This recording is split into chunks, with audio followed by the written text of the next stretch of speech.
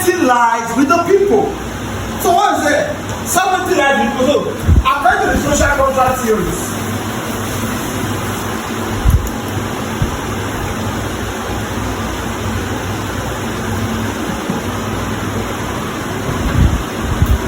Thomas Hobbes, John Locke, and Jean Jacques Rousseau. These are the three social contract theorists. All together. Now, Thomas Hobbes believed that sovereignty is given to the states by the people.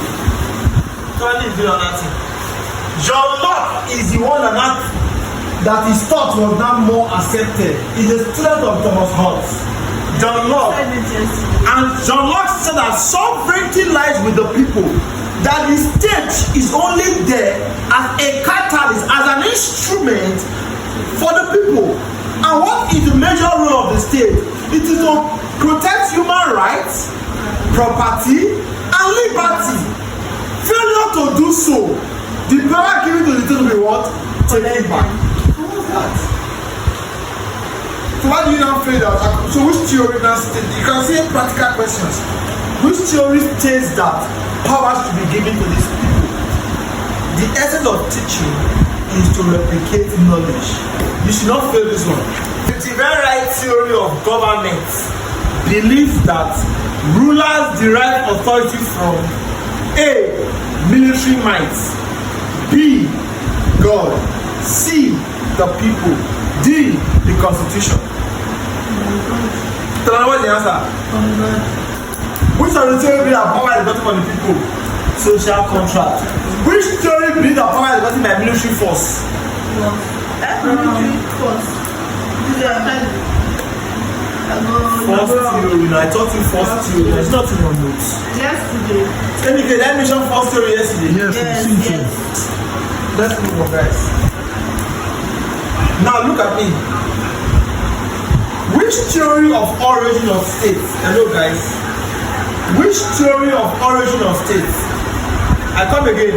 Which theory of origin of states suggests that government developed gradually from family ties?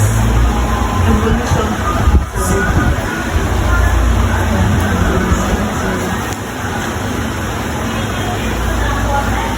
The first theory of government is based on dash. The first theory of government is based on dash. A says conquest and subjugation. B says social agreements. C says religious beliefs. And D says democratic rights. So what you say? The first theory of government is based on dash. A. Conquest and subjugation. B. Social contract. C. Religious beliefs. D. Democratic rights. I've talked to you guys yesterday, so don't tell me what you think, what you know. Just say what your mind is saying in here first. Social. Enike, what do you think is the answer? Conquest and subjugation. So conquest and subjugation. Thank you very much for not feeling this. Tell them here.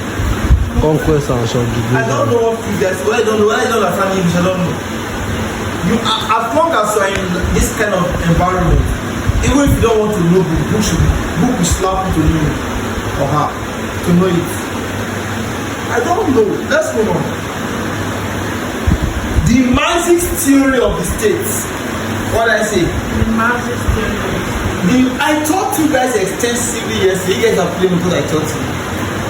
The Marxist theory of the state sees government as dash.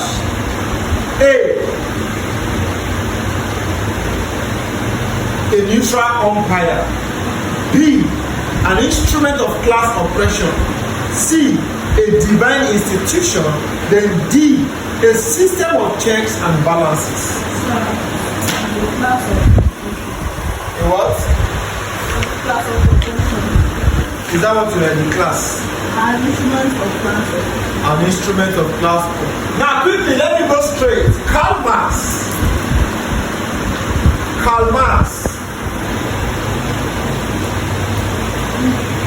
chief proponent of the Marxist theory. Pay attention. Of course, he was born 1818 and he died 1883. May 5th to be precise.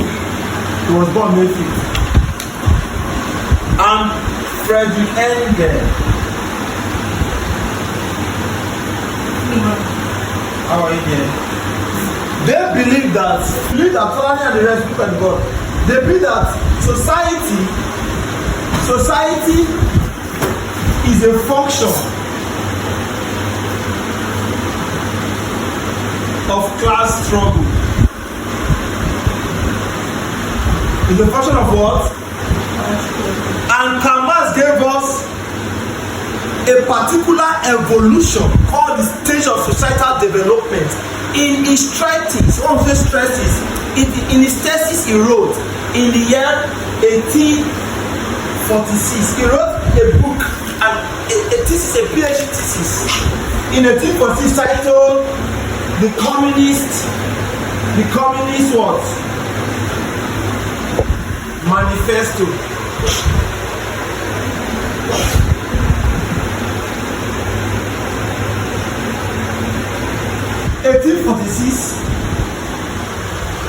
Are you following? Yes, sir.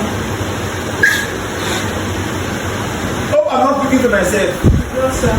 It's God that knows. I am not speaking to myself. Oh, I'm not speaking to myself. It's God that knows. The first stage of societal development, Karl Marx called it communism. Stages.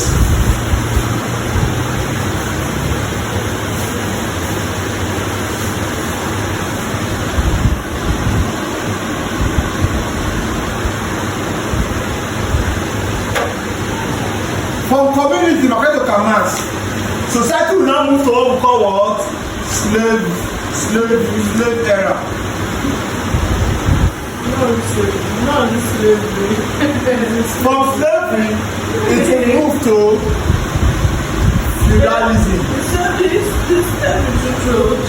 Can we calm down, please? I'd like us to calm down.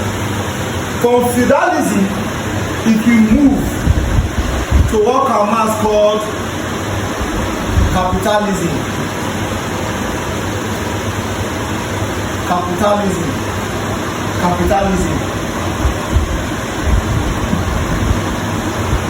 From capitalism, it will move to socialism. Now, from socialism, it will come back to communism. So it's going to be a vicious circle. A vicious cycle. Now, quickly let me explain for you very fast. Because Marxism is based on class struggle. It means classless. Classless means everyone equal.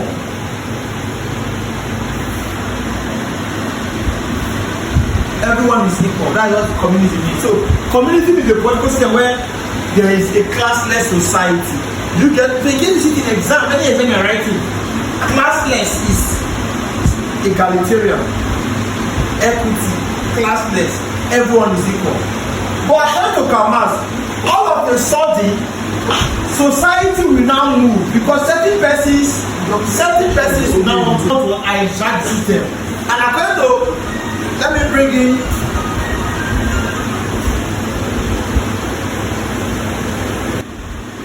you want this science in secondary school, right? GSS, basic science. According to a man called Charles Darwin, you know, in his theory, natural selection,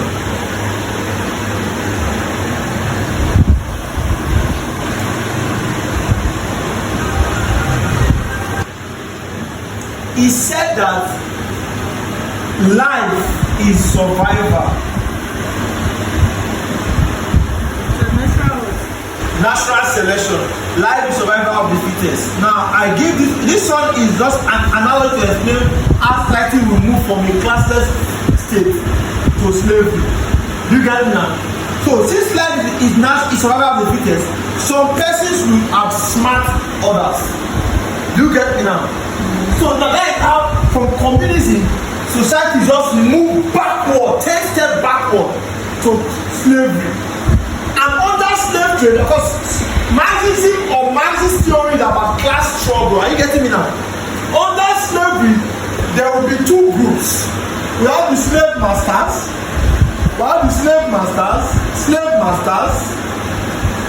and we have the slaves. And of course, you don't need to say much about it because you speak for yourself. Slavery is a state where the slave does not have anything of his own. Everything about the person, the slave, and his family belongs to the master. The master will buy you over till you die. Even your children will become slaves. That is the worst end of society. So can I say that there will be a revolution? There's always a revolution. And that revolution will now move to another stage called feudalism. In a feudal system, can I write the word? In a feudal system, it is about conquest, wars, etc. And two groups will exist again in the feudal system. We have the lords and the serfs. The lords are the former slave masters. Are you getting me? Are you following? While the serfs are the former slave. The difference between a serf and a slave is that a serf still has a choice to work. Are you getting me? You have a choice to work. However, you lack the financial independence to exist on your own. What I say, you lack the financial capacity to what? Exist on your own. Therefore, you will not have to work until you are settled with a land. You get me? Until you are settled with a land. Alright. Society will move from there to capitalism. And we have done just to capitalism. I will just do a quick one. When we say capitalism, we all know that capitalism is a political and economic system. Capitalism, it is a political and economic system based on private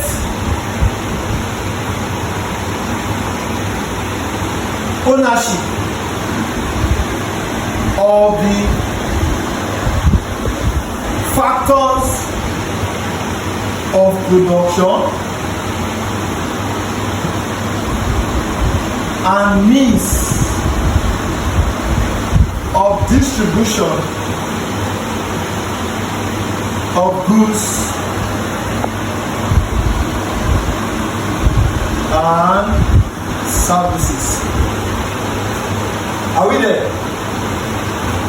Now, in a capitalist society, according to Marx, two groups will exist. There is the bourgeois in the feudal system, right? We are the what? Former lords in the feudal system, while the proletariat are the former serfs in the world feudal system. And Marx said that there will be a struggle again between the proletariat and the bourgeois. You get me now? So at every stage, society will struggle. And after this stage, Marx said that the people will now win the war. And the people will now create the states, which is the socialist system. And socialism is the opposite of capitalism.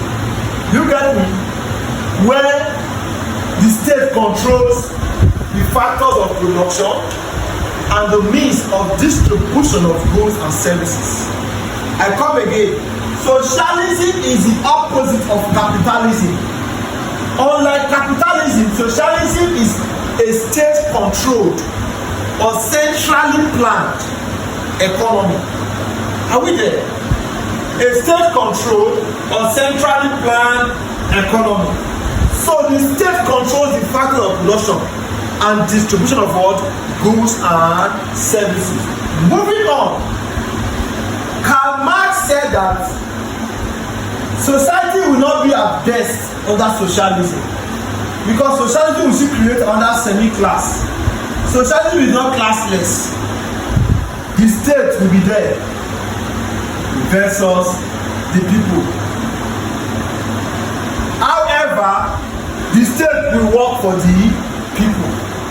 You get me? The state will provide basic welfare. Are you getting me? But to Karl Marx, not until the state move back to communism, it has not got to a perfect state. Are you getting me now? You use this thing, you use a term called, I'm sampling the board, try and know what I want to say now. You use a term called, look at it now, a term called the thesis.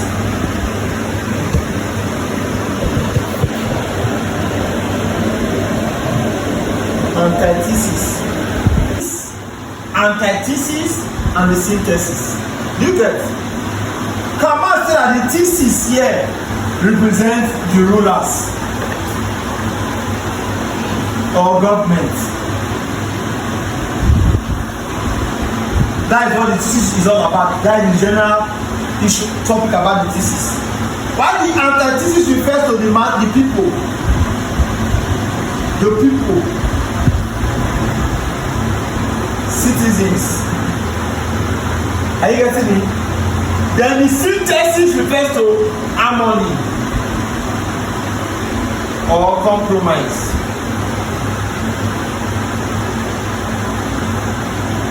You get me now? However, he said that it's going to be a vicious cycle, because society will never be at the perfect state. You get me now?